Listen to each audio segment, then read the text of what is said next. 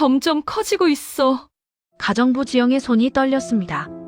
소녀의 얼굴에 보이는 것이 믿기지 않았어요. 바로 그 순간 방문이 열렸습니다. 김지영 씨, 지금 뭐 하는 겁니까? 재벌 회장의 고함이 저택을 뒤흔들었습니다. 그러나 지영은 물러서지 않았어요. 딸을 잃고 빚더미에 앉은 가정부와 1년간 이유 모를 병을 앓아온 12살 재벌 소녀.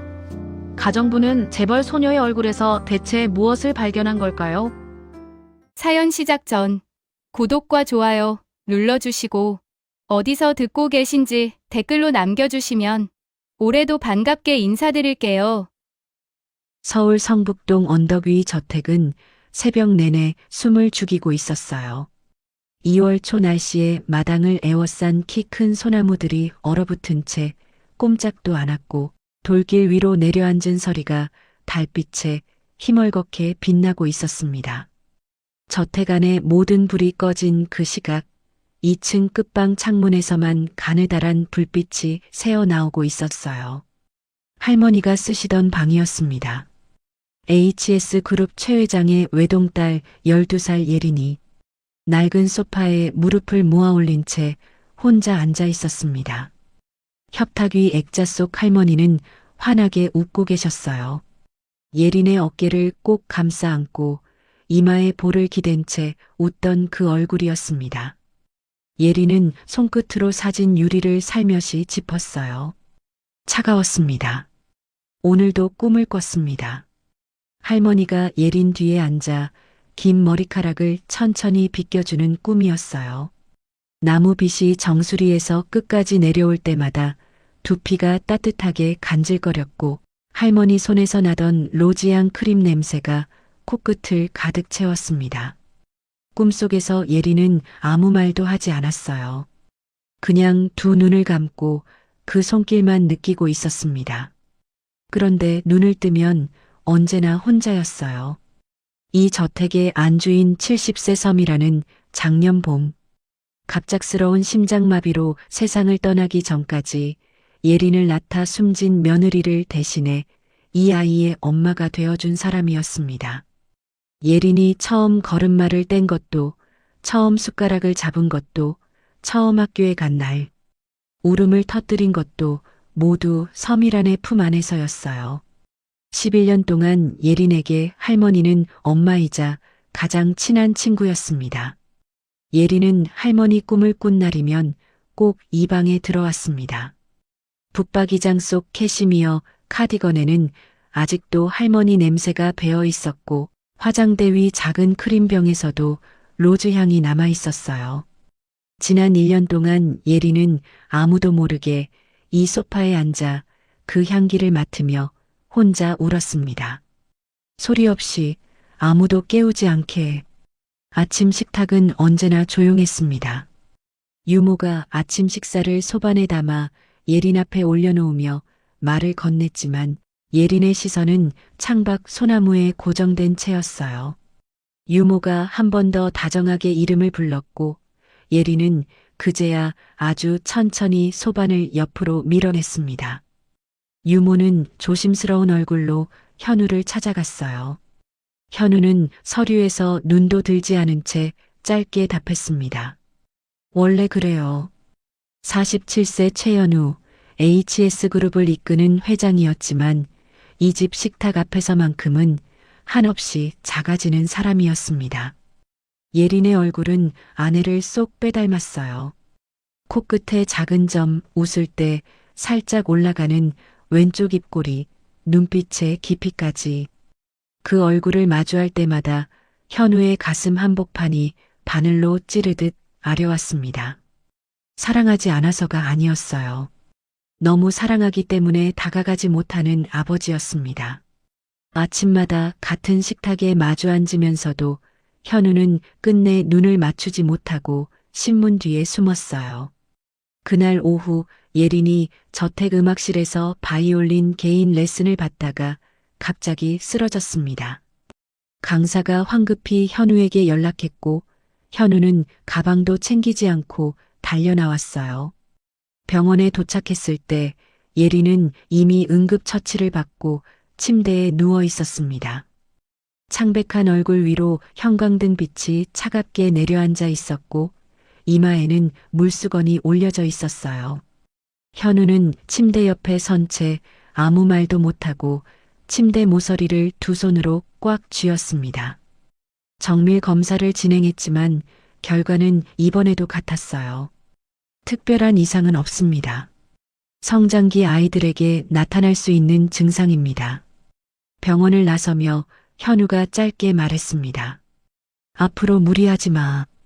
예리는 말없이 고개를 끄덕였어요. 집에 돌아오니 유모가 캐리어를 끌고 나올 준비를 하고 있었습니다. 죄송합니다. 제가 감당하기 어렵네요. 벌써 몇 번째인지 모를 퇴사였어요. 현우는 그 자리에서 비서에게 전화를 걸었고 예리는 유모가 현관문을 나서는 뒷모습을 무표정하게 바라봤습니다. 1년 전부터 반복되어 온 풍경이었어요. 낯설지도 놀랍지도 않았습니다.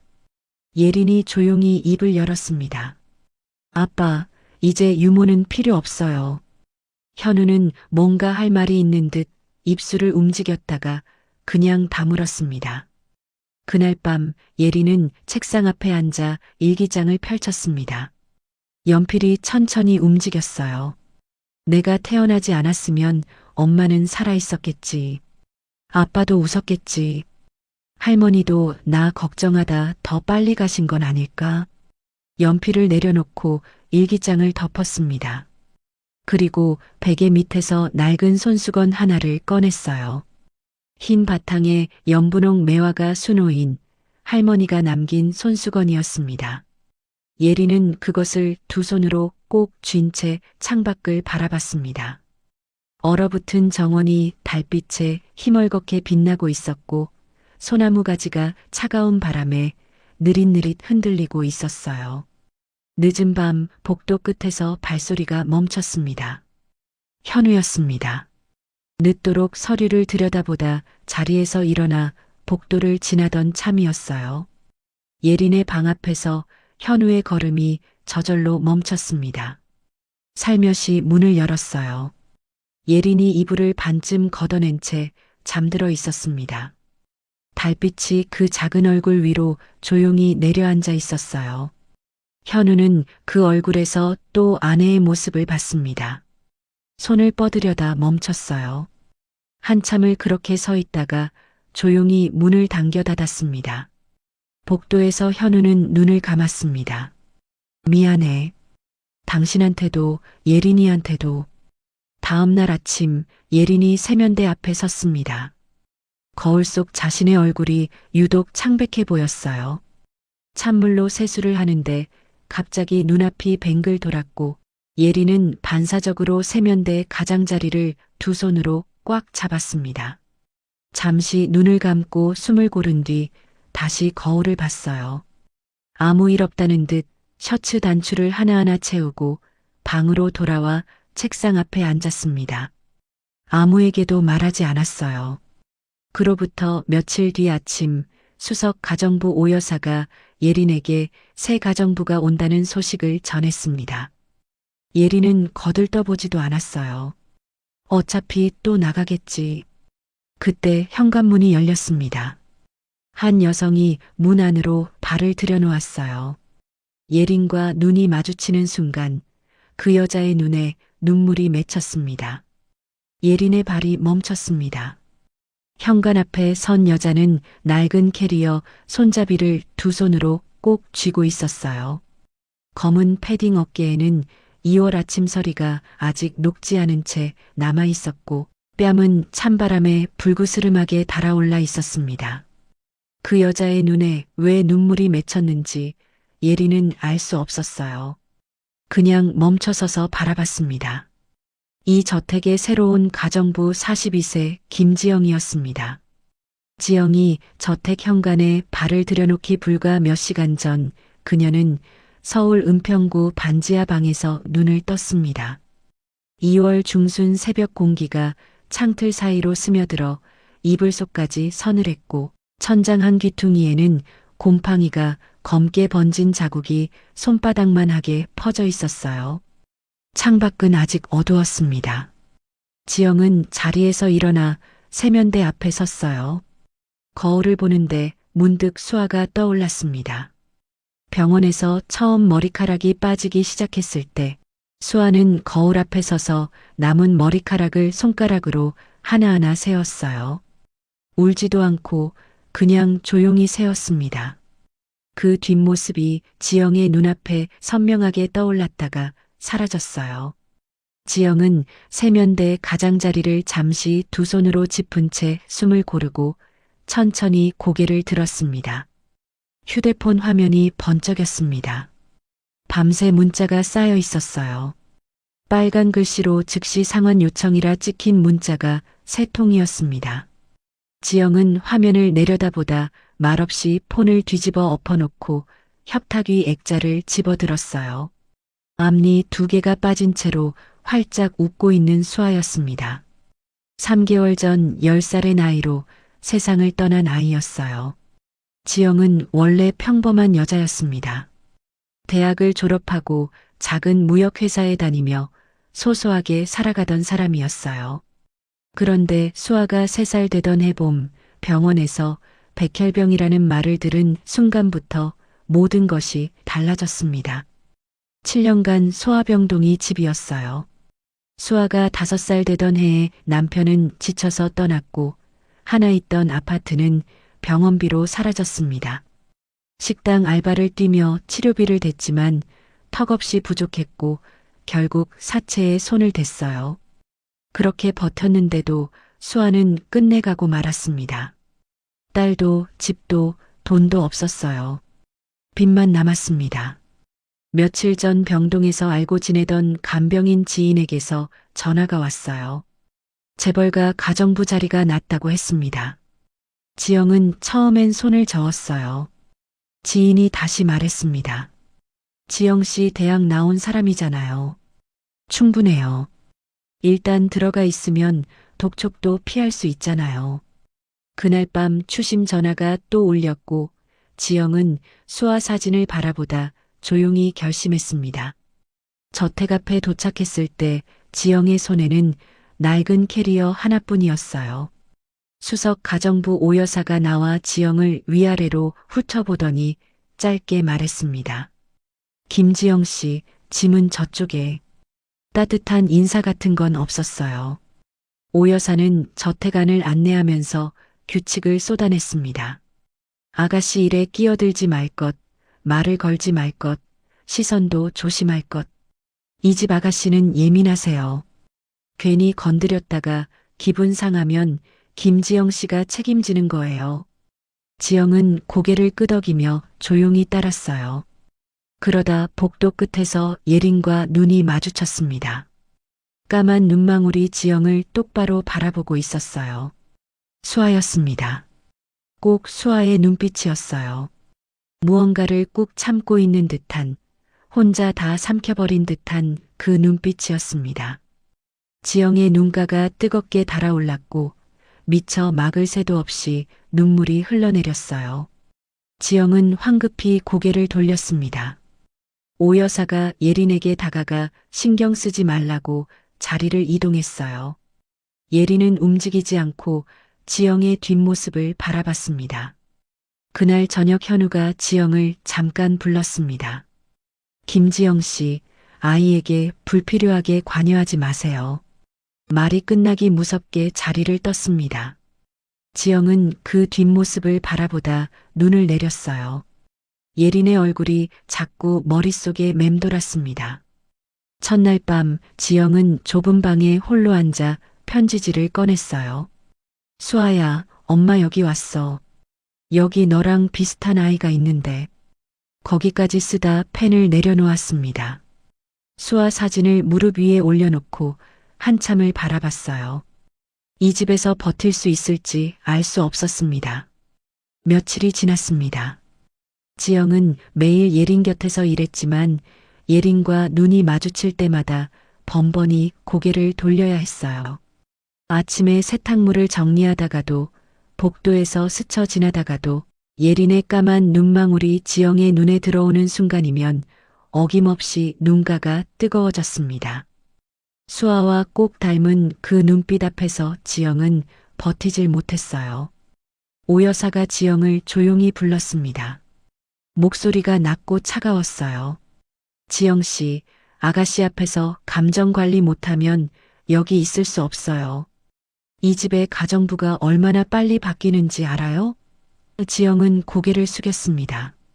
오 여사의 말이 틀리지 않았어요. 틀린 말이 하나도 없었기 때문에 더 할 말이 없었습니다. 그러나 고개를 든 지영의 눈빛은 흔들리지 않았어요.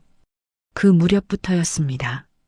예린이 계단 위에서 지영이 일하는 모습을 몰래 내려다보기 시작한 것이 어느 날 아침 지영이 1층 거실 창문을 닫다가 문득 손을 멈추고 고개를 숙였어요. 어깨가 아주 조금 떨렸습니다. 눈물을 닦는 것이었어요. 계단 중간에 걸터 앉아 그 모습을 지켜보던 예린의 미간이 살짝 좁혀졌습니다. 저 아줌마는 왜 자꾸 우는 거지? 예린은 소리 없이 그 자리를 일어났어요. 며칠 뒤 지영은 짐을 챙기려고 캐리어를 꺼냈습니다. 예린을 볼 때마다 눈물이 나는 이 상황이 예린에게도 이 집에도 민폐라는 생각이 들었어요. 떠나는 게 맞겠다 싶었습니다. 그때 휴대폰이 진동했어요. 화면을 보니 또 빨간 글씨였습니다. 지영은 캐리어 손잡이를 쥔 채 그 자리에 서 있었어요. 한참 후 수아 사진을 꺼내 들었습니다. 수아에 빠진 앞니가 환하게 웃고 있었어요. 지영은 사진을 가슴에 꼭 누르고 캐리어를 다시 밀어 넣었습니다. 조금만 더 버텨보자고 조용히 마음을 다잡았어요. 그리고 다음 날 아침이었습니다. 지영이 예린의 방에 간식을 가져다 놓고 뒤돌아서는데 책상 위 예린의 손이 눈에 들어왔어요. 가늘고 창백한 손이었습니다. 수아가 병원 침대에서 링거를 맞으며 내밀던 그 손과 너무 닮아 있었어요. 지영의 어깨가 조용히 떨렸습니다. 뒤돌아선 채로 눈물을 훔쳤어요. 아줌마, 왜 자꾸 저를 보면 우세요? 지영의 발이 굳었습니다. 1년간 그 누구에게도 먼저 말을 건 적 없던 예린이 처음으로 입을 연 순간이었어요. 지영은 천천히 몸을 돌렸습니다. 예린은 두 발을 그 자리에 붙인 채 지영을 똑바로 바라보고 있었습니다. 지영은 눈물을 감추려 눈을 깜빡였지만 이미 눈가가 붉게 달아올라 있었고 두 손은 앞치마 자락을 꼭 쥐고 있었어요. 두 사람이 처음으로 제대로 눈을 마주친 순간이었습니다. 지영은 잠시 고민하다 천천히 무릎을 구부려 예린과 눈높이를 맞췄어요. 아가씨, 3개월 전에 제 딸이 세상을 떠났어요. 오래 아프다 갔는데 아가씨 얼굴을 볼 때마다 그 아이가 떠올라서요. 불편하셨죠? 미안해요. 지영이 고개를 숙였습니다. 어른이 12살 아이 앞에 진심으로 고개를 숙이는 장면이었어요. 그 말이 채 끝나기도 전이었습니다. 예린의 눈에서 눈물이 터졌어요. 소리도 없이 그냥 볼을 타고 주르륵 흘러내렸습니다. 1년 동안 이불 속에서 할머니 방 소파에서 혼자 삼켜왔던 것들이 한꺼번에 쏟아지는 것 같았어요. 저도요. 1년 전에 할머니가 돌아가셨어요. 저한테는 엄마 같은 분이었는데 이제 다시는 못 봐요. 목소리가 중간에 끊겼습니다. 예린이 지영의 품으로 와락 안겼어요. 지영은 잠깐 굳었다가 그 작은 등을 두 팔로 꼭 감쌌습니다. 예린의 어깨가 들썩였고 지영의 눈에서도 눈물이 멈추지 않았어요. 한참을 그렇게 안고 있었습니다. 2월 끝자락의 차가운 저택 안에서 두 사람의 온기만이 느껴지는 시간이었어요. 복도를 지나던 오 여사가 열린 방문 틈으로 그 장면을 들여다보다 발을 멈췄습니다. 가정부 품에 안겨오는 아가씨를 보는 오 여사의 표정이 돌처럼 굳었어요. 한마디 하려다 결국 입을 다물고 조용히 자리를 피했습니다. 잠시 후 주방에서 다른 직원에게 낮게 새어나오는 목소리가 들렸어요. 지영 씨가 선을 넘고 있어. 눈물이 잦아든 뒤 두 사람은 의자 위에 나란히 앉았습니다. 예린이 먼저 입을 열었어요. 할머니가 매일 아침 머리를 빗겨주던 것, 손을 꼭 잡고 백화점을 걸어 다니던 것, 할머니가 끓여주던 미역국 냄새, 작은 목소리로 천천히 풀어놓는 이야기들이었습니다.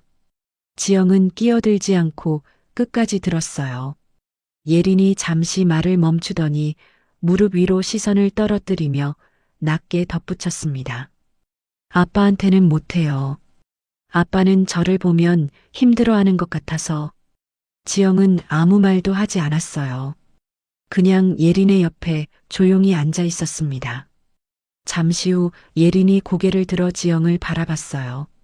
아줌마 딸은 어떤 아이였어요? 조심스럽고 작은 목소리였습니다. 지영은 잠깐 숨을 고르더니 천천히 입을 열었어요. 씩씩하고 밝은 아이였어요. 아파도 항상 엄마 걱정을 먼저 했어요. 10살짜리가 엄마한테 미안하다고. 목소리가 끝에서 가늘게 흔들리다 끊겼습니다. 지영이 입술을 꾹 깨물었어요. 그때 예린의 작은 손이 지영의 손 위에 살며시 얹혔습니다. 아무 말 없이 그냥 꼭 쥐었어요. 딸을 잃은 42살 여자의 손을 12살 아이가 두 손으로 감싸쥔 순간이었습니다. 한참 뒤 예린이 조용히 말했어요. 아줌마, 저 예린이라고 불러줘요. 할머니처럼요. 짧은 한마디였습니다. 그러나 그 말이 방한 공기를 조용히 흔들었어요. 지영은 잠시 그 말을 가슴에 담듯 멈춰 있다가 천천히 고개를 끄덕이며 웃었습니다. 그래, 예린아. 예린의 눈가가 다시 촉촉해졌어요. 할머니가 떠난 뒤로 아무도 그렇게 불러주지 않았습니다. 이름 석자가 이렇게 따뜻하게 들린 것이 얼마만인지 몰랐어요. 그날 저녁 오 여사가 지영을 조용히 불렀습니다. 지영 씨, 아가씨에게 선 넘지 말아요. 우린 그저 집안일 하는 사람들이에요. 지영은 고개를 숙였습니다. 그러나 다시 고개를 든 눈빛은 흔들리지 않았어요. 같은 시각 오 여사는 현우를 찾아갔습니다. 회장님, 지영 씨가 아가씨와 지나치게 가깝게 지내고 있습니다. 저러다 갑자기 그만두기라도 하면 아가씨가 또 상처받을까 걱정돼서요. 현우는 잠시 표정을 굳혔다가 짧게 말했습니다. 지켜보죠. 그날 밤 현우는 평소보다 훨씬 오래 예린의 방문 앞에 서 있었어요. 안에서는 아무 소리도 나지 않았지만 현우는 쉽게 발걸음을 옮기지 못했습니다. 다음 날 아침이었어요. 지영이 차려준 아침상 앞에 앉은 예린이 숟가락을 들었습니다. 그리고 그릇을 깨끗이 비웠어요. 오 여사가 빈 그릇을 보고 말없이 미간을 찌푸렸습니다. 현우는 그 보고를 들으며 아무 말도 하지 않았지만 오래 굳어있던 입가가 아주 조금 풀렸어요. 그날 이후 예린은 오직 지영에게만 말을 건넸습니다. 그리고 며칠 뒤 저택 안에서 오랫동안 들리지 않던 소리가 흘러나왔어요. 예린의 웃음소리였습니다. 작고 짧았지만 맑은 소리였어요. 복도를 지나던 현우의 발이 그 자리에서 멈췄습니다. 가슴 어딘가를 건드리는 소리였어요. 현우는 눈을 감았습니다. 오래전에 잊고 있던 아내가 웃던 소리와 닮아 있었어요. 3월이 되었습니다. 성북동 저택 마당 귀퉁이 매화나무에 작은 꽃봉오리들이 하나둘 맺히기 시작했고 겨우내 꽁꽁 얼어붙어 있던 돌길도 한낮의 햇살에 조금씩 녹아들었어요. 겨울이 물러가는 소리가 들리는 것 같았습니다. 그리고 저택 안에도 봄처럼 조용한 변화가 스며들고 있었어요. 아침마다 예린의 방문 앞에 노크 소리가 들렸습니다. 예린아, 일어났어? 예린이 문을 열면 지영이 서 있었어요. 머리빗을 손에 들고 늘 같은 자리에. 예린은 말없이 화장대 의자에 앉았고 지영은 그 뒤에 서서 천천히 머리를 빗겨주기 시작했습니다. 빗살이 정수리에서 끝까지 부드럽게 내려올 때마다 예린의 어깨가 조금씩 내려앉았어요. 1년 동안 저 어깨가 저렇게 내려앉는 걸 본 사람이 있었을까 싶었습니다. 거울 속에 나란히 비친 두 사람. 지영의 손길 아래 눈을 살며시 내리깐 예린의 모습이 마치 엄마와 딸 같았어요. 그 풍경이 날마다 조금씩 자연스러워졌습니다. 오 여사는 지영이 예린의 옷을 골라주는 모습을 보고 가만히 있지 않았어요. 지영 씨, 그건 제 담당이에요. 지영이 고개를 숙이자 오 여사가 차갑게 덧붙였습니다. 좋고 싫고가 중요한 게 아니에요. 이 집 규칙이 있어요. 예린은 그 말이 끝나기 무섭게 조용히 지영 쪽으로 한 발부터 섰어요. 말 한마디 없는 움직임이었지만 그 뜻은 분명했습니다. 오 여사의 눈이 그 작은 움직임을 날카롭게 포착했어요. 아침 식탁도 달라졌습니다. 예린은 지영이 차려놓은 반찬에만 숟가락을 댔어요. 오 여사가 새벽부터 준비한 반찬들은 건드리지도 않았습니다. 오 여사의 입술이 얇게 다물렸고 눈 주변이 굳어갔어요. 그 사이 예린은 지영이 담아준 달걀장 조림을 천천히 씹으며 작게 말했습니다. 아줌마가 만든 음식이 맛있어요. 지영은 모른 척 예린의 밥그릇에 반찬을 더 얹어줬어요. 오 여사는 아무 말 없이 주방 쪽으로 걸어갔습니다. 그러던 어느 아침이었어요. 지영이 평소처럼 예린의 머리를 빗겨주다가 손이 멈췄습니다. 머리카락을 옆으로 부드럽게 쓸어 넘기는 순간 예린의 얼굴 왼쪽 측면이 드러났어요.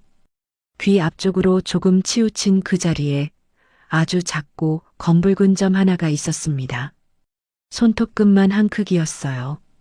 워낙 작아서 매일 이렇게 들여다보지 않았다면 절대 알아챌 수 없는 점이었습니다. 지영은 빗을 든 채로 조심스럽게 예린의 고개를 살짝 돌려 다시 한번 봤어요. 색깔이 보통 점이랑 다른데 가슴 한켠이 서늘하게 내려앉는 느낌이었습니다. 7년간 소아병동에서 보냈던 시간들이 머릿속을 빠르게 스쳐 지나갔어요. 그 시절 병동 복도에서 마주쳤던 어느 아이의 얼굴이 희미하게 떠올랐다 사라졌습니다. 지영은 아무 말도 하지 않았어요. 확신이 없었기 때문입니다. 빗질을 조용히 마저 끝내고 예린의 어깨를 가볍게 두드렸어요. 예린은 아무것도 눈치채지 못한 채 거울 속에서 작게 웃었습니다. 그날 저녁 지영은 좁은 방에 홀로 앉아 수아 사진을 들여다봤어요.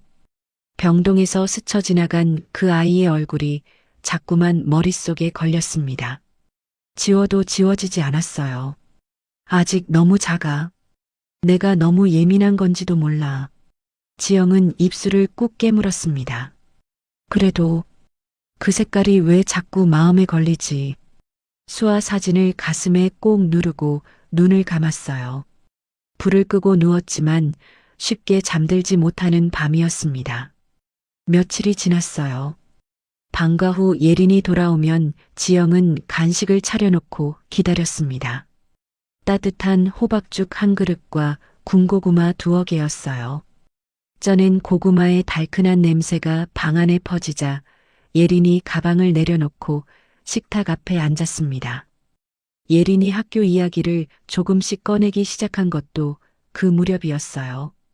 어느 오후 예린이 숟가락을 만지작거리다 조용히 말했습니다. 오늘 체육 시간에 또 어지러웠어요. 지영이 자연스럽게 물었어요. 언제부터 그랬어? 예린이 잠깐 생각하더니 무릎 위를 내려다보며 답했습니다. 한 1년 됐어요. 병원에서는 이상 없다는데. 지영은 고구마를 집으려던 손을 멈췄어요. 아무 말도 하지 않았습니다. 그냥 조용히 고구마를 예린 앞으로 밀어줬어요. 그러나 눈빛은 조용히 흔들리고 있었습니다. 어느 날 아침이었어요. 현우가 예린 방 앞을 지나다 열린 문틈으로 안을 들여다봤습니다. 지영이 예린의 얼굴에 크림을 정성스럽게 발라주고 있었어요. 두 손으로 예린의 얼굴을 살며시 감싸 쥐듯 바르는 모습이었습니다. 현우가 방 안으로 들어서며 말했어요. 아이 얼굴에 함부로 손대지 마세요. 목소리가 날카로웠습니다. 지영이 손을 거두며 고개를 숙이려는 순간 예린이 현우와 지영 사이로 조용히 끼어들었어요. 아빠, 제가 부탁한 거예요. 낮고 분명한 목소리였습니다. 예린이 아버지 앞에서 누군가를 감싸고 나선 건 처음 있는 일이었어요. 현우는 입을 열었다가 그냥 다물고 방을 나갔습니다. 계단을 내려가던 현우의 발이 중간에서 멈췄어요. 예린이 누군가의 앞을 막아섰다는 사실이 머릿속을 맴돌았습니다. 난간을 한 손으로 짚은 채 잠시 눈을 내렸어요. 1년 동안 누구에게도 마음을 열지 않던 아이가 저 가정부 앞을 막아선 것이었습니다. 고맙다는 생각과 자신이 못난 아버지라는 생각이 동시에 밀려들었어요. 현우는 천천히 계단을 내려갔습니다. 오 여사의 견제는 날이 갈수록 노골적으로 바뀌어 갔어요. 지영을 조용히 불러 낮고 단단한 목소리로 말했습니다.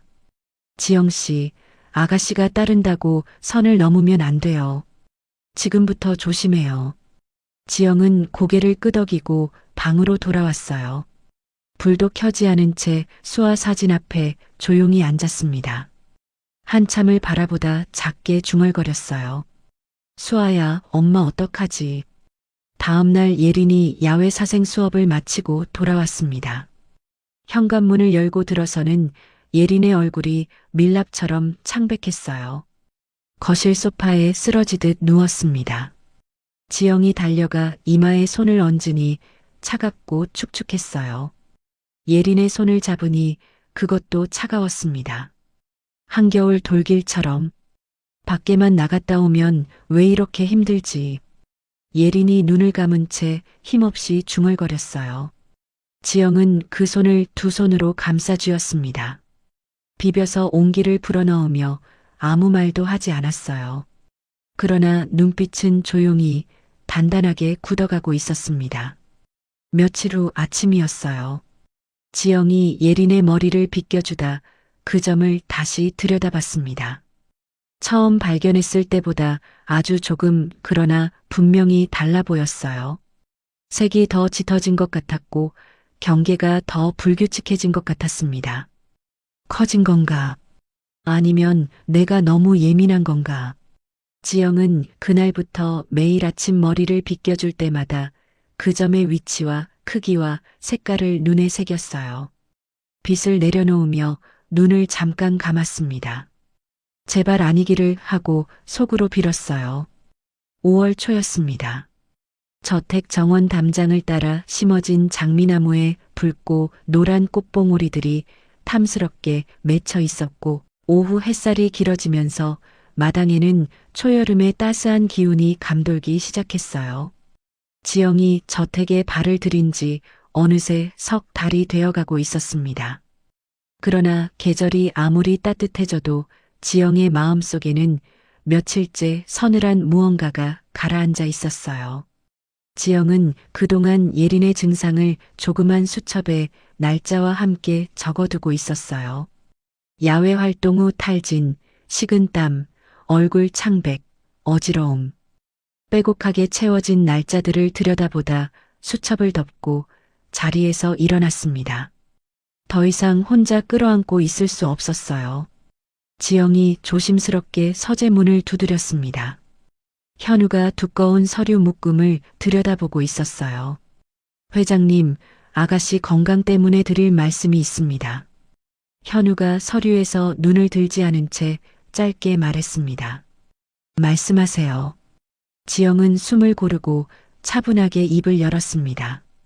아가씨가 야외 활동 후 유달리 힘들어하시고 식은땀도 자주 흘리세요.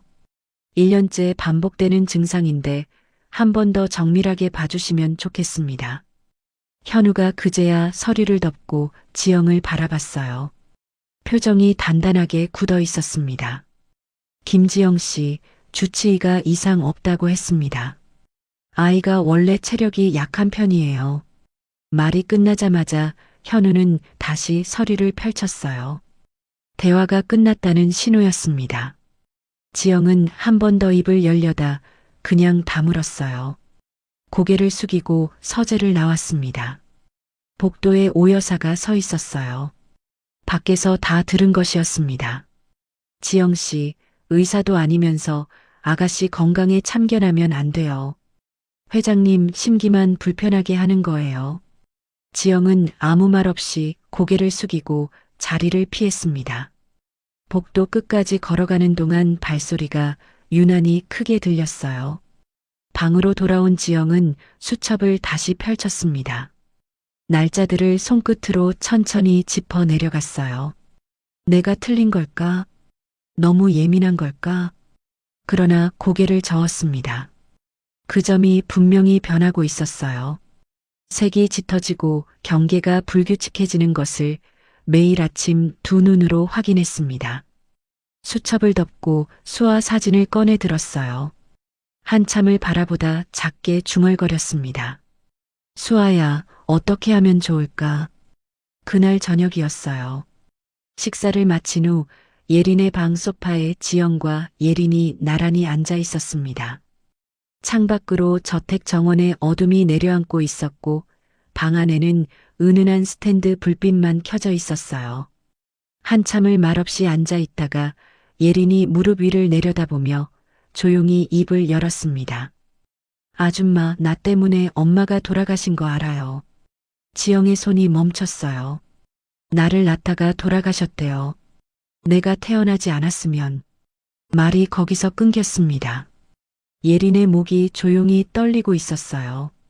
지영은 예린의 손을 두 손으로 꼭 쥐었습니다. 예린아, 그건 내 잘못이 아니야. 절대로. 예린이 고개를 저었어요. 그래도요. 지영은 더 말하지 않았습니다. 그냥 예린을 품 안으로 당겨 꼭 안았어요. 말로는 닿지 않는 곳에 온기로 전하는 위로였습니다. 예린의 어깨가 지영의 품 안에서 조용히 들썩였어요. 바로 그 시각 예린 방문 앞을 지나던 현우의 발이 멈췄습니다. 열린 문틈 사이로 지영이 예린을 안고 있는 모습이 보였어요. 예린의 눈에서 눈물이 흘러내리고 있었습니다. 현우는 그 자리에 굳어선 채 아무것도 하지 못했어요. 예린이 저런 생각을 안고 살아왔다는 사실이 가슴 한복판을 무겁게 내리눌렀습니다. 한 발짝도 들어가지 못하고 돌아선 현우는 복도 끝에서 눈을 감았어요. 두 손이 바지 주머니 속에서 천천히 주먹을 쥐었습니다. 며칠 후 오후였어요.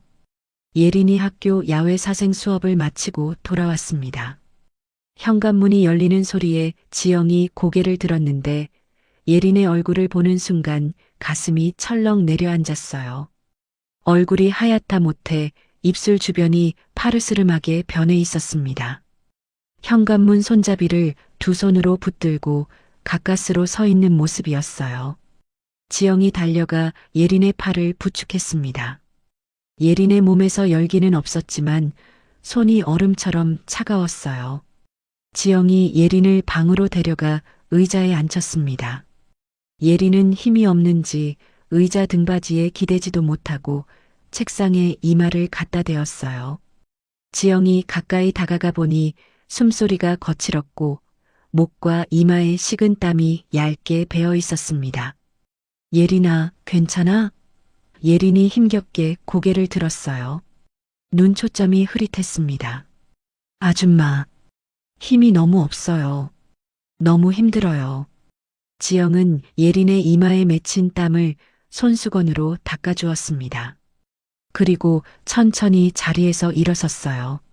지금이었습니다. 더 이상 미룰 수 없었어요. 지영의 시선이 책상 위 과학 도구함으로 향했습니다. 돋보기가 들어 있었어요. 지영은 도구함을 열고 돋보기를 꺼내 들었습니다. 예린아, 잠깐만. 얼굴 좀 볼게. 예린이 힘없이 고개를 들었어요. 지영이 예린의 얼굴 왼쪽으로 돋보기를 천천히 가져다 댔습니다. 그리고 그 점을 들여다보는 순간 심장이 쿵 내려앉았어요. 처음 발견했을 때보다 점이 분명히 커져 있었습니다. 색도 달라져 있었어요. 검붉은 색과 거무스름한 갈색이 불규칙하게 뒤섞여 있었고 경계선이 한쪽으로 들쭉날쭉하게 번져 있었습니다. 모양이 비대칭이었어요. 처음 봤을 때는 그냥 작은 점이었는데 지금 돋보기 안에 보이는 것은 그냥 점이 아니었습니다. 7년간 소아병동에서 지내며 스쳐 지나갔던 그 아이의 얼굴이 순간 선명하게 떠올랐어요. 소아 피부암을 앓던 그 아이의 얼굴에도 바로 이런 점이 있었습니다. 색이 고르지 않고 경계가 불규칙한 정확히 이런 점이었어요. 예린의 점은 훨씬 작았지만 그 색과 모양이 너무나 닮아 있었습니다. 돋보기를 쥔 지영의 손이 눈에 띄게 떨렸어요. 바로 그 순간 방문이 열렸습니다. 최현우였어요. 주말 연주회에 함께 가자고 말하러 온 참이었습니다. 그런데 가정부가 딸의 얼굴에 돋보기를 바짝 들이대고 있었어요. 현우의 눈이 순간 커졌습니다. 김지영 씨, 지금 뭐 하는 겁니까? 지영이 천천히 고개를 들어 현우를 바라봤습니다.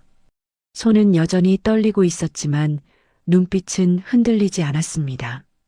현우의 고함이 방 안을 가득 채웠습니다. 그러나 지영은 물러서지 않았어요. 돋보기를 천천히 내려놓고 현우를 똑바로 바라봤습니다. 손이 아직 떨리고 있었지만 눈빛은 흔들리지 않았어요. 회장님, 이 점 조직 검사를 받아보셔야 할 것 같습니다. 현우의 눈썹이 단단하게 모였습니다.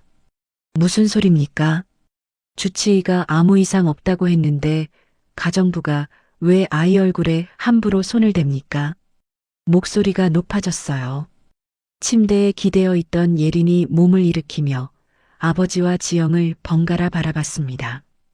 입술을 꾹 깨물고 있었어요. 지영이 숨을 한번 고르고 다시 입을 열었습니다. 회장님, 제가 이 집에 온 지 3개월이 됐습니다. 처음엔 자세히 봐야만 보이는 아주 작은 점이었어요. 그런데 지금은 눈으로도 보일 만큼 커졌고 색도 여러 가지가 섞인 것처럼 짙어졌습니다. 모양도 비대칭이에요. 이건 그냥 점이 아닐 수 있어요. 현우가 반박하려다 멈췄습니다. 지영의 눈빛이 너무 진지했어요. 공포에 질린 눈도 아니었고 과장하는 눈도 아니었습니다. 3개월 동안 매일 아침 그 점을 들여다보며 혼자 삼켜온 사람의 눈빛이었어요. 현우의 입에서 말이 나오지 않았습니다. 그때 예린이 의자에서 일어났어요. 아버지와 지영 사이로 조용히 걸어나와 지영 앞에 섰습니다. 아빠, 아줌마 말 들어봐요. 낮고 분명한 목소리였어요. 현우가 예린을 바라봤습니다. 예린이 이렇게 단호하게 말하는 걸 본 적이 없었어요. 방 안에 짧은 침묵이 내려앉았습니다. 현우가 천천히 예린에게 다가갔어요. 12년 동안 이 얼굴을 제대로 바라본 적이 없었다는 사실을 그 순간 처음 깨달았습니다. 아내를 쏙 빼닮은 얼굴이었어요. 그 얼굴이 떠오를 때마다 가슴이 무너져 내려 늘 눈길을 피했던 얼굴이었습니다. 현우는 숨을 참으며 예린의 얼굴 왼쪽 측면을 천천히 들여다봤어요. 있었습니다. 작지만 분명히 있었어요. 경계가 들쭉날쭉하고 검붉은 색과 갈색이 불규칙하게 뒤섞인 점이 귀 앞쪽 자리에 자리 잡고 있었습니다. 현우의 얼굴에서 핏기가 빠져나갔어요. 숨이 멎는 것 같았습니다. 내가 왜 몰랐지? 이 얼굴을 제대로 바라본 적이 없었구나. 아내의 얼굴이 겹쳐 보여 피하는 사이 이 아이 얼굴에 이런 것이 자라고 있었는데 현우의 두 손이 옆구리에서 천천히 주먹을 쥐었습니다. 한참 뒤 현우가 낮고 떨리는 목소리로 물었어요. 언제부터 알고 있었습니까? 지영이 똑바로 답했습니다. 처음 본 날부터 이상하다고 생각했습니다. 현우의 목소리가 더 낮아졌어요. 왜 진작 말하지 않았습니까? 지영이 한치도 흔들리지 않고 말했습니다. 말씀드렸습니다. 회장님, 현우는 아무 말도 하지 못했어요. 그 말이 가슴 한복판을 조용히 찌르고 들어왔습니다. 예린이 두 사람의 대화를 듣다 조용히 입을 열었어요. 아빠, 저 많이 아픈 거예요? 현우가 예린을 바라보다 눈을 감았습니다. 지영이 재빨리 예린의 손을 두 손으로 꼭 쥐었어요. 예린아, 이제 알았으니까 괜찮아. 아줌마가 있어. 예린의 손이 지영의 손 안에서 가늘게 떨렸습니다. 현우가 주머니에서 휴대폰을 꺼냈어요. 내일 아침 가장 빠른 시간으로 피부과 전문의 예약해줘요. 짧고 단호한 목소리였습니다. 전화를 끊고 현우는 예린을 바라봤어요. 처음으로, 정말 처음으로 딸의 얼굴을 오래 바라봤습니다. 예린도 아버지를 바라봤어요. 어색했지만 두 사람 모두 시선을 거두지 않았습니다. 지영이 조용히 방을 나서며 문을 천천히 닫았어요. 복도에 나온 지영은 벽에 등을 기댔습니다. 힘이 풀린 것처럼 그대로 벽을 짚으며 눈을 감았어요. 눈가가 뜨겁게 달아올랐고 참았던 눈물이 볼을 타고 주르륵 흘러내렸습니다. 두려움과 안도가 뒤엉킨 눈물이었어요. 제발 내가 틀렸으면 좋겠다 하고 지영은 속으로 빌었습니다. 제발. 다음 날 아침 현우가 차에 예린을 태우다 말고 잠깐 멈추더니 지영을 돌아봤습니다. 아무 말 없이 턱으로 차를 가리켰어요. 같이 가자는 뜻이었습니다. 지영은 말없이 뒷좌석에 올라탔어요. 병원에서 피부과 전문의가 예린의 얼굴을 들여다봤습니다. 확대경을 대고 여러 각도에서 살피는 동안 방 안이 숨막히게 조용했어요. 의사의 눈썹이 아주 조금 좁혀지더니 입술이 단단하게 다물렸습니다. 조직 검사가 필요할 것 같습니다. 그 한마디에 현우의 두 손이 무릎 위에서 떨렸어요. 지영은 예린의 손을 꼭 잡은 채 정면을 바라봤습니다. 결과를 기다리는 일주일이었어요. 현우는 매일 밤 예린 방문 앞에 더 오래 서 있었습니다. 예린은 지영 곁에 더 바짝 붙어 지냈어요. 지영은 매일 밤 불을 끄기 전수와 사진 앞에서 두 손을 모았습니다. 소리 없이 같은 말만 반복했어요. 제발 아니기를. 제발 내가 틀렸기를. 일주일이 지났습니다. 서재에 있던 현우의 휴대폰이 울렸어요. 현우가 전화를 받았습니다. 말없이 듣기만 했어요. 듣는 동안 현우의 얼굴에서 천천히, 아주 천천히 핏기가 가셨습니다. 전화를 끊고 한동안 그 자리에 앉아 아무 말도 하지 못했어요. 복도에서 기다리던 지영이 서재 문틈으로 현우의 표정을 봤습니다. 그 순간 지영의 눈에 눈물이 차올랐어요. 더 확인하지 않아도 알 수 있었습니다. 맞았구나. 병원 진료실은 창문 하나 없는 삭막한 공간이었습니다. 5월의 따뜻한 햇살이 건물 밖에 가득한데도 그 안은 형광등 불빛만 차갑게 내려앉아 있었어요. 에어컨 소리만 낮게 윙윙거렸고 의사가 마우스를 클릭하는 소리가 유난히 크게 들렸습니다. 현우와 예린과 지영, 셋이 나란히 플라스틱 의자에 앉아 의사를 바라봤어요. 의사가 파일을 펼쳤습니다. 아무도 숨을 크게 쉬지 못했어요.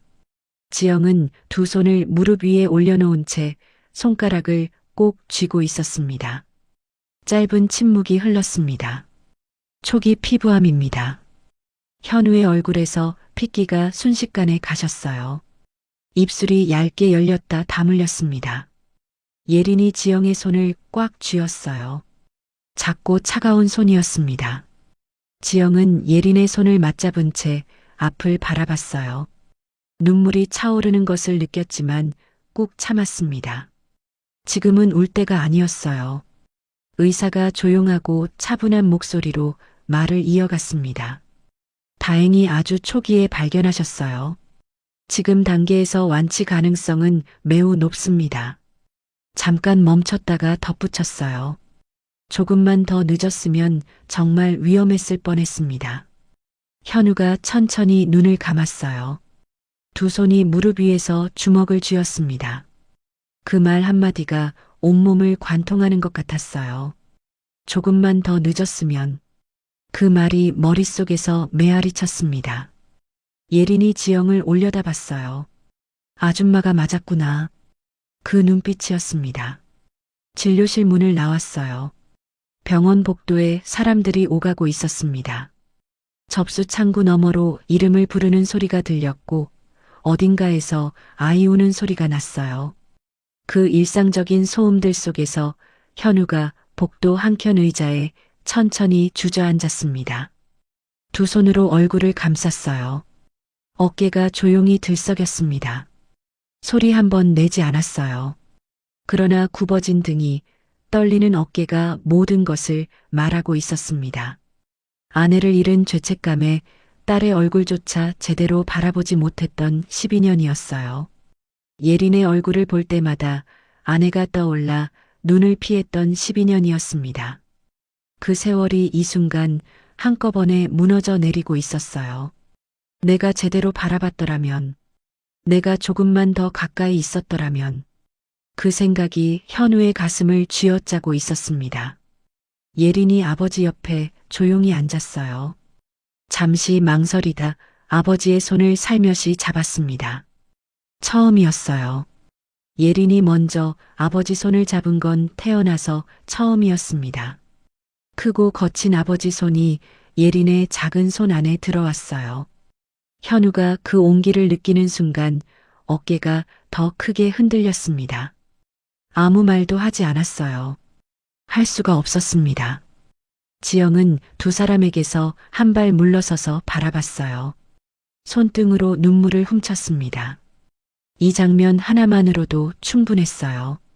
이 장면 하나를 보기 위해 이 집에 온 것 같았습니다. 저택으로 돌아오는 차 안이 조용했어요. 5월의 가로수들이 차창 밖으로 초록빛을 흩뿌리며 지나갔습니다. 한참을 말없이 달리다 현우가 룸미러로 지영을 바라봤어요. 김지영 씨, 어떻게 알아보신 겁니까? 지영이 차창 밖을 바라보며 천천히 입을 열었습니다. 제 딸이 7년간 소아병동에 있었어요. 그곳에서 소아 피부암을 앓는 아이를 알게 됐는데 그 아이 얼굴의 점이 아가씨 점과 너무 닮아 있었습니다. 말을 마치고 지영은 입술을 다물었어요. 차창에 5월의 햇살이 비스듬하게 들어왔습니다. 지영의 눈가가 빛을 받아 촉촉하게 번들거렸어요.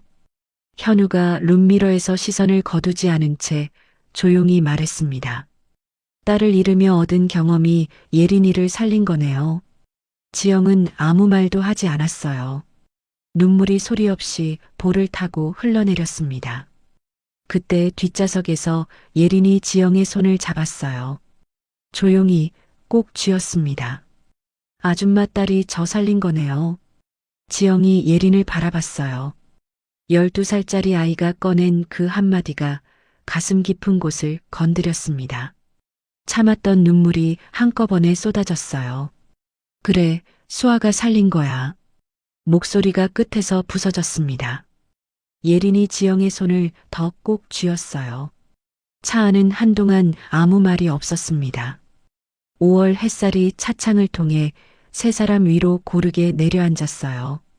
기사가 핸들을 꺾을 때마다 빛과 그늘이 번갈아 지나갔습니다. 저택으로 돌아온 뒤였어요. 저녁 무렵 현우가 지영을 서재로 불렀습니다. 서재에는 오렌지빛 노을이 창을 통해 비스듬하게 들어와 있었어요. 책장에 꽂힌 두꺼운 책들의 등이 그 빛을 받아 은은하게 빛났고 가죽 의자에서 낡은 냄새가 은은하게 풍겼습니다. 현우가 의자를 당겨 지영과 마주 앉았어요. 두 손을 책상 위에 가지런히 올려놓고 잠시 침묵했습니다. 무슨 말을 어디서부터 시작해야 할지 모르는 사람처럼 보였어요. 김지영 씨, 우리 예린이의 집사가 되어 주십시오. 지영이 고개를 들었습니다. 현우의 눈이 평소와 달랐어요.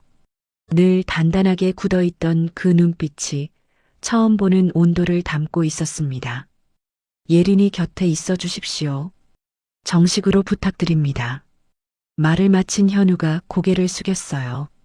수조원대 그룹을 이끄는 회장이 빚을 안고 이 집에 들어온 가정부 앞에 고개를 숙이는 순간이었습니다. 지영의 눈이 뜨겁게 달아올랐어요. 고개를 끄덕이는 것 외에 달리 할 수 있는 말이 없었습니다. 다음 날부터 저택 안에서 호칭이 바뀌었어요. 현우가 지영을 김 집사님이라고 불렀습니다.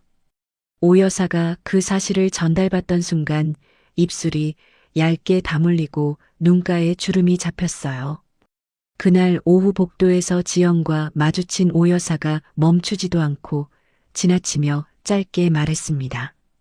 김 집사 축하해요. 목소리에 온기라고는 한 톨도 없었어요. 지영은 고개를 숙이고 지나쳤습니다. 월급이 파격적으로 올랐어요. 지영이 밤에 혼자 통장 잔액을 확인했습니다. 화면을 들여다보는 지영의 눈빛이 잠시 흔들렸어요. 사채 빚 1억. 오른 월급으로도 아직 턱없이 부족했습니다. 한숨이 입 밖으로 나오려는 것을 꾹 참고 수아 사진을 꺼내 들었어요. 앞니 빠진 채로 환하게 웃는 수아를 한참 바라보다 조용히 중얼거렸습니다.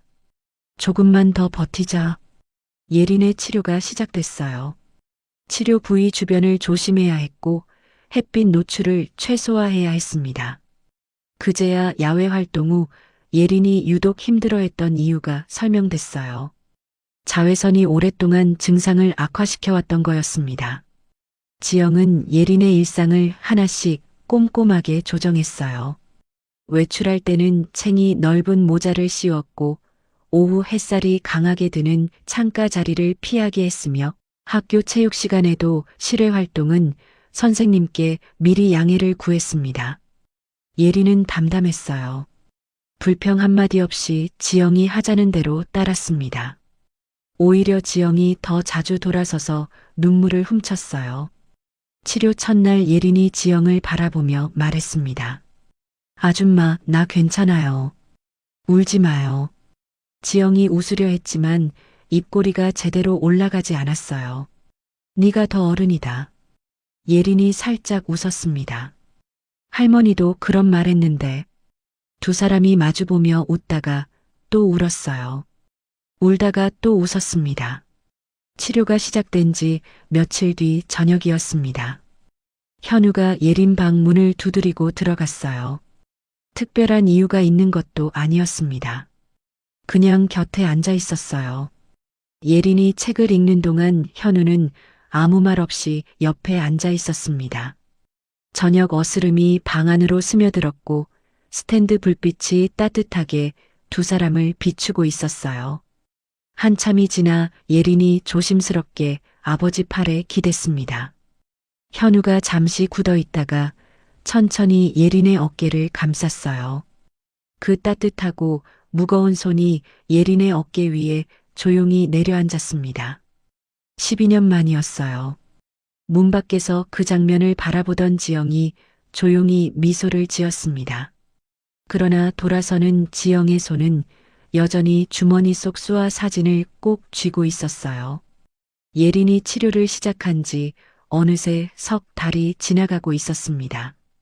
9월의 저택 마당엔 한여름의 기세가 조금씩 꺾이며 소나무 아래로 서늘한 바람이 스치기 시작했어요. 예린의 치료는 순조롭게 진행되고 있었습니다. 의사는 진료 때마다 경과가 좋다고 했고 예린의 얼굴빛도 조금씩 돌아오고 있었어요.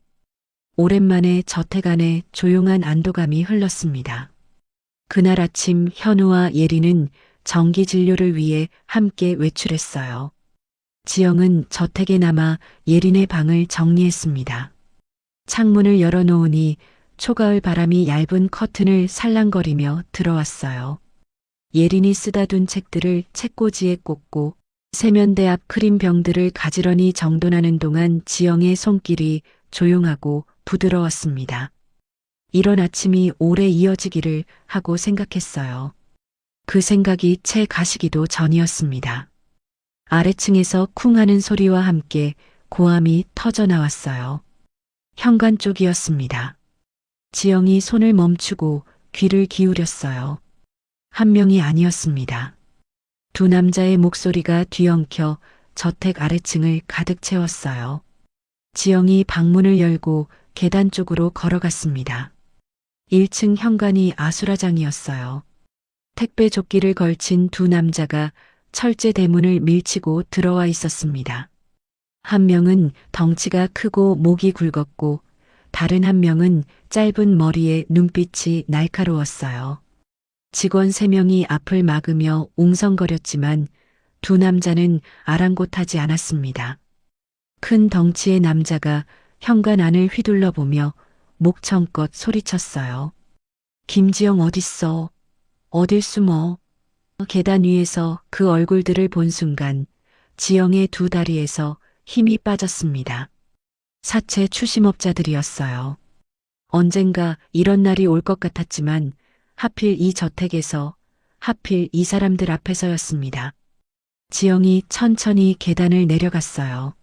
날카로운 눈빛의 남자가 지영을 발견하고 손가락으로 가리키며 소리쳤습니다. 빚 언제 갚을 거야? 이자 붙어서 이제 1억이야, 1억. 저택 안이 순간 얼어붙었습니다. 직원들의 시선이 일제히 지영에게 쏠렸어요. 덩치 큰 남자가 한 발짝 더 다가오며 거칠게 내뱉었습니다. 남편한테 버림받고 딸은 죽고 빚만 잔뜩 지고 도망 다니는 거 우리가 모를 것 같아? 목소리가 저택 천장에 부딪혀 울려 퍼졌어요. 지영의 얼굴에서 핏기가 가셨습니다. 이혼한 사실, 수아가 백혈병으로 세상을 떠난 것, 병원비를 대느라 빚이 눈덩이처럼 불어난 것이 저택 현관에 서 있는 모든 사람 앞에 낱낱이 쏟아졌어요. 지영이 이를 악물고 남자의 팔을 잡았습니다. 밖에서 얘기해요. 남자가 팔을 거칠게 뿌리쳤어요. 지영이 비틀거렸습니다. 그때 집사와 남자 관리인 2명이 나섰어요. 두 추심업자의 팔을 잡아 현관 밖으로 밀어냈습니다. 두 남자가 버티며 발을 굴렀지만 셋이 달라붙어 결국 대문 밖으로 내몰았어요. 철제 대문이 쿵 닫혔습니다. 그 순간 밖에서 고함 소리가 터졌어요. 두고 봐. 가만 안 둬. 매일 올 거야, 매일. 주먹으로 대문을 쾅쾅 치는 소리가 이어졌고 그 소리가 잦아들 때까지 아무도 움직이지 않았습니다. 저택 안이 조용해졌어요. 그러나 그 조용함이 더 무거웠습니다. 직원들이 하던 일로 돌아갔지만 눈길들이 지영에게서 쉽게 떨어지지 않았어요. 지영은 고개를 숙인 채 계단을 올라갔습니다. 한 계단 한 계단 오를 때마다 등이 조금씩 더 굽어졌어요. 방문을 닫고 들어선 지영은 벽에 등을 기댔습니다. 두 손이 차갑게 식어 있었고 무릎에 힘이 빠져 그 자리에 천천히 주저앉았어요. 얼마 지나지 않아 노크 소리가 들렸어요. 오 여사였습니다. 들어서며 문을 닫는 동작이 느리고 조용했어요. 오 여사가 지영과 거리를 두고 서서 낮고 차가운 목소리로 말했습니다. 김 집사, 이 집이 어떤 집인지 알아요? 지영은 아무 말도 하지 못했어요. 사채업자가 이 저택 대문을 두드렸어요. 이 소문이 재벌가에 퍼지면 우리 모두 끝이에요. 김 집사 때문에. 지영이 입술을 꽉 깨물었습니다. 오 여사의 말이 틀리지 않았어요. 반박할 수 있는 말이 하나도 없었습니다. 오 여사가 돌아서며 마지막으로 한마디를 남겼어요. 회장님이 알기 전에 스스로 결정하는 게 나을 거예요. 문이 닫혔습니다. 그 소리가 방 안에 길게 울렸어요. 오후에 현우와 예린이 병원에서 돌아왔습니다. 예린이 현관문을 열고 들어서며 지영에게 달려왔어요. 뺨이 발그스름하게 달아올라 있었고 눈이 반짝였습니다. 아줌마, 오늘 의사 선생님이 잘 되고 있다고 했어요. 지영이 예린을 보며 환하게 웃었어요. 웃음이 흔들리지 않도록 온 힘을 다했습니다. 간식을 챙겨 예린 앞에 올려놓고 머리를 쓰다듬는데 손이 아주 조금 떨렸어요. 예린은 눈치채지 못했습니다. 지영은 예린이 간식을 먹는 모습을 바라보며 속으로 되뇌었어요. 이제 치료도 잘 되고 있으니까 내가 없어도 괜찮아. 그날 저녁이었어요. 지영은 방에 들어와 문을 닫고 불을 켜지 않은 채 침대 끝에 앉았습니다. 창밖으로 저택 정원에 가을밤이 내려앉고 있었어요. 오 여사의 말이 귓속에서 맴돌았습니다. 지영은 협탁 위 수아 사진을 집어들었어요. 어둠 속에서도 수아에 빠진 앞니가 보이는 것 같았습니다. 수아야, 엄마가 이 집에 민폐를 끼쳤어. 눈물이 볼을 타고 흘러내렸어요. 한참을 그렇게 앉아 있었습니다. 저택이 고요해지고 담장 너머 풀벌레 소리마저 조금씩 잦아들었습니다. 지영이 천천히 자리에서 일어섰어요. 침대 밑에서 낡은 캐리어를 꺼냈습니다. 이 집에 올 때 끌고 왔던 그 캐리어였어요. 손잡이를 쥐는 손에 힘이 들어갔습니다. 이 집을 떠나기로 했습니다. 저택이 완전히 잠든 새벽이었습니다. 9월의 밤바람이 창틀 사이로 스며들어 방 안 공기가 서늘하게 가라앉아 있었어요. 낮의 온기가 모두 가신 새벽이었습니다. 풀벌레 소리만 담장 너머에서 가늘고 끈질기게 울렸고 저택 안은 숨소리조차 들릴 것 같은 고요함이 깔려 있었어요. 지영은 책상 앞에 앉아 편지지를 꺼냈습니다. 펜을 집어 들었다가 내려놓고 다시 들었다가 또 내려놓았어요. 하고 싶은 말이 너무 많아서 오히려 어디서 시작해야 할지 몰랐습니다. 책상 위 스탠드 불빛이 편지지 위에 노랗게 내려앉아 있었어요. 창밖에서 바람이 한번 불어와 커튼을 살짝 흔들었습니다. 지영은 한참을 그렇게 앉아 있다가 천천히 펜을 움직였어요. 예린아, 네가 건강하게 낫는 걸 끝까지 보고 싶었는데 그러지 못해서 미안해. 아줌마가 없어도 씩씩하게 잘 나아라. 항상 응원할게. 우리 예린아 많이 사랑해. 편지를 접으려는데 눈물이 뚝 떨어졌어요. 글씨 위로 번졌습니다. 지영이 종이를 구겨버리고 새 편지지를 꺼냈어요. 예린이 깨끗한 편지를 받아야 한다고 생각했습니다. 손등으로 눈물을 닦고 다시 썼어요. 두 번째 편지는 손이 떨리지 않도록 꾹꾹 눌러 써내려갔습니다. 한 글자 한 글자에 힘을 실었어요. 편지를 들고 예린 방 앞에 섰습니다. 문틈으로 밀어 넣으려다 손이 멈췄어요. 지영은 살며시 문손잡이를 돌렸습니다. 경첩이 아주 작게 삐걱거렸어요. 방 안에 예린이 이불을 반쯤 걷어낸 채 평화롭게 자고 있었어요. 입술이 살짝 벌어져 있었고 머리카락 몇 가닥이 볼 위로 흘러내려 있었습니다. 숨소리가 고르고 깊었어요. 지영이 가까이 다가가 이불을 조심스럽게 당겨 예린의 어깨까지 덮어줬습니다. 그리고 볼 위의 머리카락을 손가락으로 살며시 쓸어 넘겨줬어요. 그 손끝이 예린의 따뜻한 볼을 스치는 순간 지영의 가슴 깊은 곳이 무너져 내렸습니다. 이 아이의 머리카락을 매일 아침 빗겨주던 손이었어요. 이 아이의 차가운 손을 두 손으로 감싸 녹여주던 손이었습니다. 지영은 손을 거두지 못하고 한참을 그 자리에 서 있었어요. 잘 나아라, 예린아. 속으로 말하고 또 말했습니다. 눈물이 볼을 타고 흘러내렸지만 소리를 내지 않았어요. 예린이 깨면 안 됐습니다. 지영이 천천히 몸을 일으켰어요. 편지를 책상 위에 조심스럽게 내려놓았습니다. 자기 방으로 돌아와 캐리어를 마저 챙겼습니다.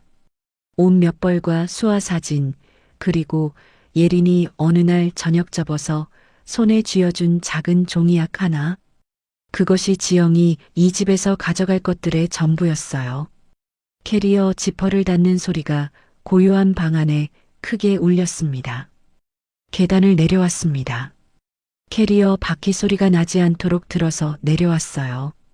불 꺼진 현관을 지나는 동안 지영의 눈이 저택 안을 한번 천천히 훑었습니다.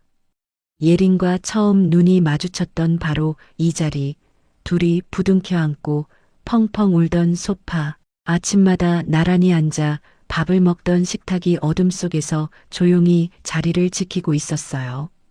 지영은 그 모든 것들을 눈에 담았습니다. 오래, 오래 담았어요. 수아가 떠난 뒤 지영의 가슴 속에는 오랫동안 아무것도 자라지 않았습니다. 그 빈자리를 조금씩 채워온 것이 예린이었어요. 매일 아침 머리를 빗겨주던 그 시간, 처음으로 웃음을 터뜨리던 날의 맑은 소리, 아버지 앞에서 조용히 지영 앞을 막아서던 작은 등. 지영은 모르는 척했습니다. 정을 주면 안 된다는 것을 알면서도 이미 돌이킬 수 없을 만큼 주고 말았어요. 수아를 잃은 뒤 텅 비어버린 자리를 이 아이가 조금씩 채워왔는데 이제 그 아이 곁마저 떠나야 했습니다. 또 한 번 아이를 떠나보내는 것 같았어요. 그 생각이 발걸음을 무겁게 짓눌렀습니다. 현관문을 열고 정원으로 나섰어요. 9월 새벽 공기가 얼굴을 차갑게 감쌌습니다. 이슬이 내려앉은 잔디가 발밑에서 축축하게 느껴졌어요. 저택 정원을 가로질러 철제 대문을 향해 걸어갔습니다. 캐리어 바퀴가 잔디 위에서 낮게 긁혔어요. 대문이 가까워질수록 지영의 발걸음이 조금씩 느려졌습니다. 멈추고 싶었어요. 그러나 멈추면 안 됐습니다. 대문 손잡이에 손을 얹었어요. 차가웠습니다. 9월 새벽 쇳덩이의 냉기가 손바닥 전체로 번졌어요. 바로 그 순간이었습니다.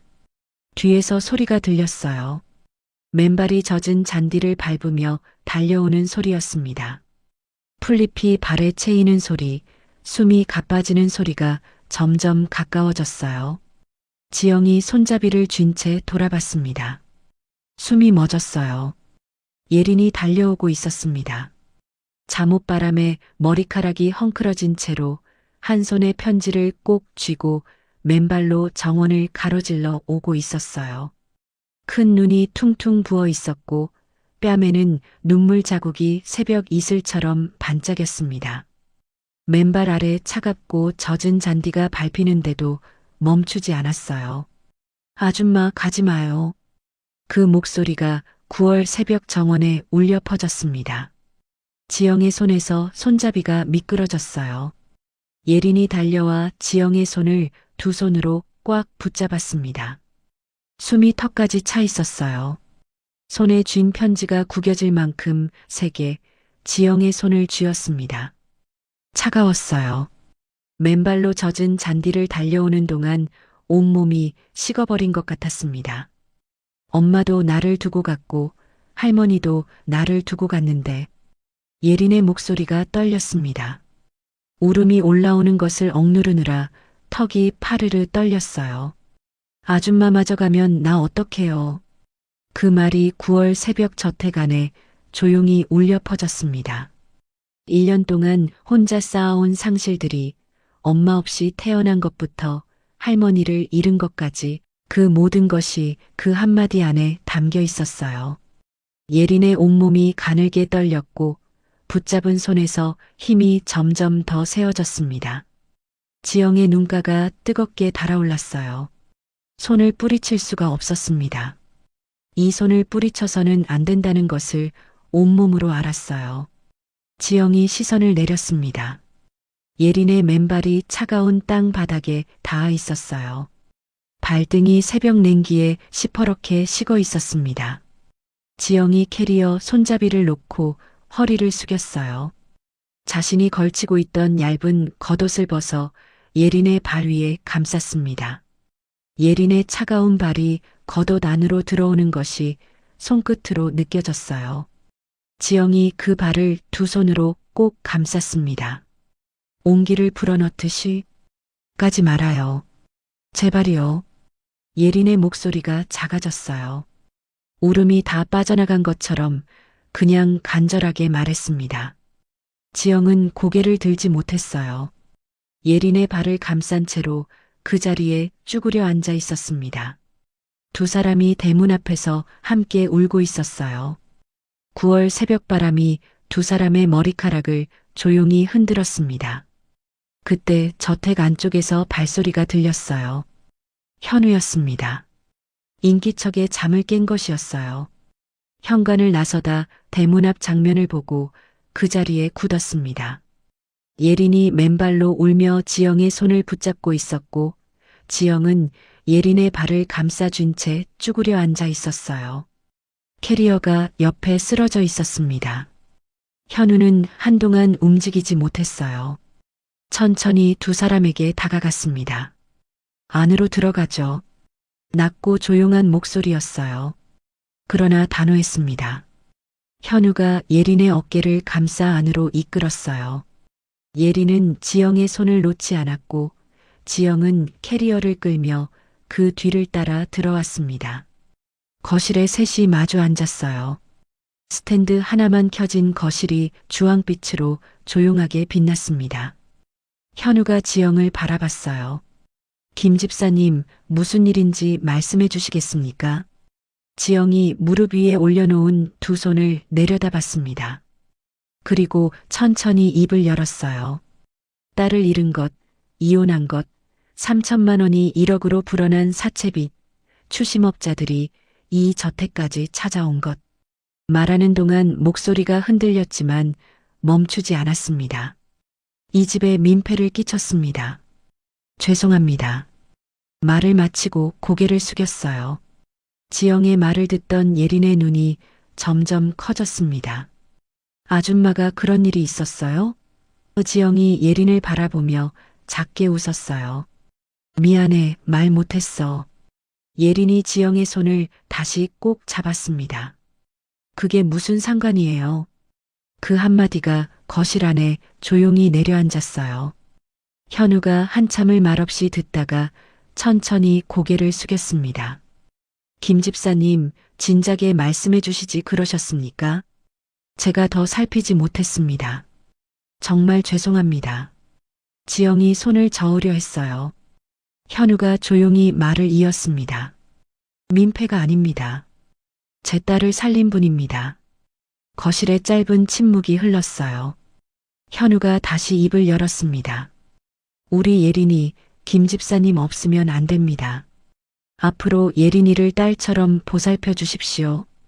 지영이 고개를 들었어요. 눈물이 차올라 시야가 흐려졌습니다.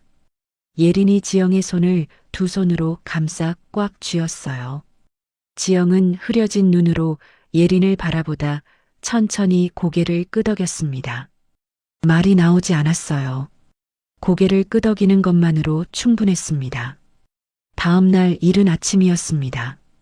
저택이 아직 잠에서 깨어나기 전 현우는 서재에 홀로 앉아 전화를 걸었어요.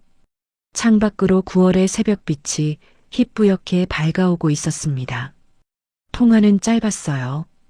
현우는 몇 마디를 주고받고 전화를 끊었습니다. 서류를 덮고 잠시 창밖을 바라봤어요. 특별한 표정이 없었습니다. 당연한 일을 한 사람의 얼굴이었어요. 아침 식사가 끝난 뒤 현우가 지영을 서재로 불렀습니다. 서재 문이 닫히는 소리가 조용하게 울렸어요.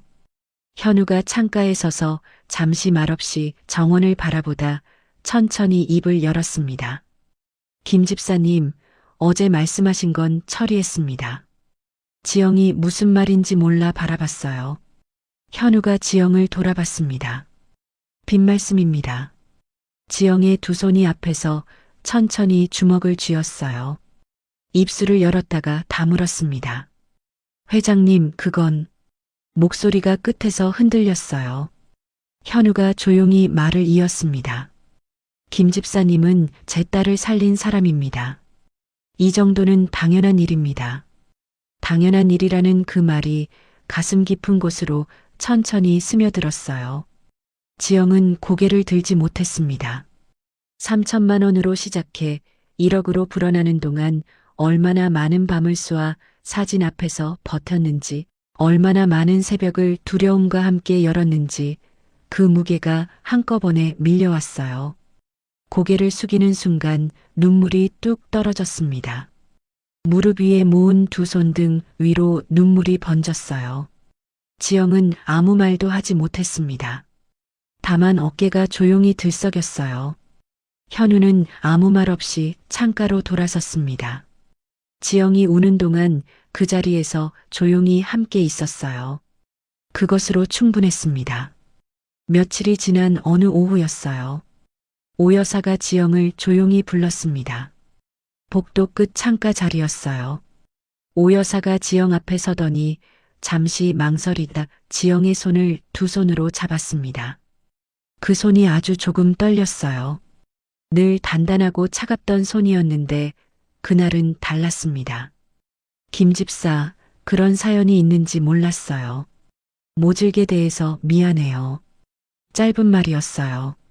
그러나 그 안에 담긴 무게는 결코 짧지 않았습니다. 지영이 천천히 고개를 저었어요. 괜찮습니다, 여사님. 두 사람이 처음으로 마주보며 작게 웃었습니다. 복도 창으로 들어오는 가을 햇살이 두 사람의 얼굴 위에 나란히 내려앉았어요. 그 뒤로 시간이 빠르게 흘러갔습니다. 예린이 피부암 치료를 받은 지 1년이 지난 이듬해 5월이었어요. 저택 정원의 장미나무에 붉고 노란 꽃들이 탐스럽게 피어났고 오후 햇살이 돌길 위에 따뜻하게 내려앉았습니다. 예린의 치료가 마무리되는 날이었어요. 병원 진료실에서 의사가 파일을 덮으며 환하게 웃었습니다. 왕쾌입니다. 두 글자였어요. 그러나 그 두 글자가 차갑고 좁은 진료실 안을 가득 채웠습니다. 예린이 지영의 손을 잡고 펄쩍 뛰었어요. 지영의 손등 위로 예린의 손가락이 파고들었고 그 온기가 손끝에서 팔 위로 번졌습니다. 현우는 눈을 감고 천천히 숨을 내쉬었어요. 오랫동안 참아온 숨이었습니다. 코끝이 붉어졌어요. 병원 복도로 나온 셋이 처음으로 함께 웃었습니다. 소독약 냄새 가득한 복도에서 형광등 불빛 아래서 세 사람의 웃음소리가 환하게 퍼져나갔어요. 저택으로 돌아온 오후였습니다. 정원에 5월의 햇살이 가득 내려앉아 있었어요. 잔디 위로 따스한 바람이 지나갔고 장미 향기가 은은하게 퍼졌습니다. 예린이 지영의 팔짱을 끼며 현우의 손을 잡아당겼어요. 아줌마, 우리 셋이 사진 찍어요. 현우가 어색하게 웃으며 자리를 잡았습니다. 지영이 그 옆에 섰어요. 예린이 가운데서 두 사람의 팔을 힘껏 끌어당겼습니다. 셋이 나란히 서는 것은 이 저택에서 한 번도 없었던 풍경이었어요. 5월의 햇살이 세 사람 위로 고르고 따뜻하게 내려앉았습니다. 사진을 찍고 나서였어요. 현우가 예린의 손을 꼭 잡았습니다. 한참을 말없이 서 있었어요. 장미가지들이 바람에 살랑거렸고 꽃향기가 더 진하게 퍼졌습니다. 현우의 입술이 조금씩 열렸어요. 예린아, 사랑한다. 예린이 그 자리에 굳었습니다. 아버지를 올려다봤어요. 12년 동안 단 한 번도 듣지 못했던 말이었습니다. 예린의 눈이 뜨겁게 달아올랐어요. 입술을 꾹 깨물었지만 결국 참지 못하고 아버지에게 와락 안겼습니다. 현우의 팔이 잠시 허공에 머물렀어요. 그러다 천천히, 아주 천천히 예린의 등을 감쌌습니다. 12년 만에 딸을 처음으로 꼭 껴안는 아버지였어요. 현우의 눈에서 눈물 한 줄기가 소리 없이 뺨을 타고 흘러내렸습니다. 지영이 뒤돌아섰어요. 손등으로 눈가를 훔치며 하늘을 올려다봤습니다. 5월의 하늘이 높고 맑고 파랬어요. 구름 한 점 없었습니다. 잠시 뒤 지영이 수화 사진을 들고 정원 돌 벤치에 앉았어요. 장미 향기가 코끝을 간지렸고 햇살이 사진 위에 따뜻하게 내려앉았습니다. 앞니 빠진 채로 환하게 웃는 수아의 얼굴이었어요. 지영이 손끝으로 그 얼굴을 천천히 쓸어내렸습니다. 수아야, 네가 엄마한테 예린이를 보내줬구나. 고마워. 속으로 말하는데 바람이 불어왔어요. 정원의 장미 가지들이 일제히 흔들렸고 분홍빛 꽃잎 몇 장이 지영의 무릎 위에 살며시 내려앉았습니다. 수아가 대답하는 것 같았습니다. 지영은 눈을 감고 그 바람을 온몸으로 받았어요. 뺨 위로 눈물이 흘렀지만 입가에는 미소가 번졌습니다. 꽃잎이 손 위에서 따뜻하게 느껴졌어요. 저녁이 됐습니다. 식탁에 셋이 나란히 앉았어요. 지영이 차려놓은 된장찌개에서 구수한 냄새가 피어올랐고 갓 지은 쌀밥에서 하얀 김이 모락모락 올라왔습니다. 예린이 젓가락으로 호박전을 집어 현우 앞에 조심스럽게 놓았어요. 아빠도 먹어요. 현우가 피식 웃으며 받아 먹었습니다. 예린이 그 모습을 보며 환하게 웃었어요. 지영이 두 사람을 바라봤습니다. 숟가락을 드는 손이 아주 조금 떨렸어요. 기쁨과 그리움이 뒤섞인 떨림이었습니다. 겨우내 닫혀있던 이 저택이 따뜻해지는데 꼬박 1년이 걸렸어요. 그러나 지금 이 식탁 위에는 구수한 된장 냄새가 가득했고 예린의 웃음소리가 있었고 현우의 낮고 따뜻한 웃음이 있었습니다. 그리고 그 모든 것을 바라보는 지영의 눈가에는 눈물인지 미소인지 모를 것이 조용히 번지고 있었어요. 이제 이 집에는 세 사람의 온기가 가득했습니다. 오늘의 이야기가 마음에 닿으셨다면 구독과 좋아요로 함께 해주세요. 그리고 따뜻한 감상평도 댓글에 남겨주세요. 올해도 좋은 일만 가득한 한 해 되시길 기원합니다. 소리바람이었습니다.